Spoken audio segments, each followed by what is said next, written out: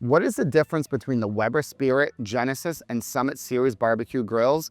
Weber grills have been a backyard favorite for decades, known for lasting longer and causing fewer headaches. But 2025 is different. Prices are rising, inventory is tighter, and Weber finally faces some real competition, especially from Napoleon, which offers different features like infrared searing. Today, we'll quickly break down Weber's three main grill series, Spirit, Genesis, and Summit, and offer a brief comparison to Napoleon so you can easily pick the grill that's right for your backyard and your budget. Let's start with the Weber Spirit series. These grills are budget-friendly, reliable, and perfect if you're cooking for smaller groups or just grilling casually. Popular models include the Spirit E210 and E310, typically offering 2 or 3 burners with outputs around 26,500 to 32,000 BTUs and priced from about $500 to $800. If you want something straightforward, durable, and effective, but don't need the larger cooking area or extra power of the pricier models, Spirit is your best bet.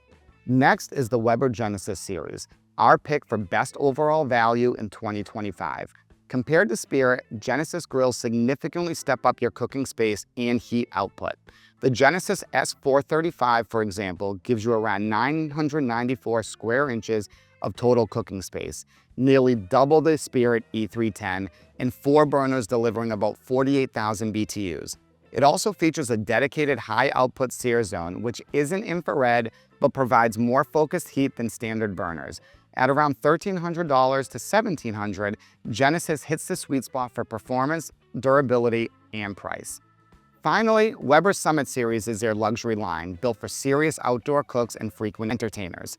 Summit grills offer Weber's largest cooking areas. Models like the S670 gives you over 1,100 square inches and around 60,000 BTUs across 6 burners. Premium features include a top-mounted rotisserie burner with the rotisserie included and a dedicated smoker box to add real wood flavor to your food. But around $4,000 or more, Summit is a substantial investment. Unless you're grilling for a crowd often and using these extras regularly, Genesis is usually the more practical choice. Before you decide, it's worth briefly mentioning Napoleon, a newer brand for us that's quickly becoming a strong alternative to Weber.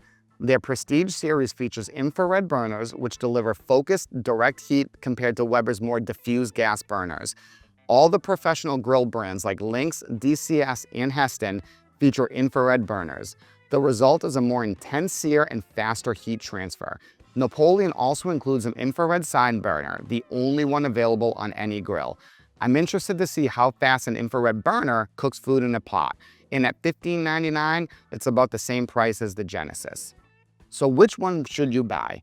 For most people, the Weber Genesis, especially the S435, offers the best mix of cooking space, heat output, and long-term durability at a fair price. The Spirit is great if you're keeping things simple, and the Summit makes sense if you need the space and features often enough to justify the higher cost. Napoleon brings some unique technology to the table, and it will be interesting to see their long-term performance and durability.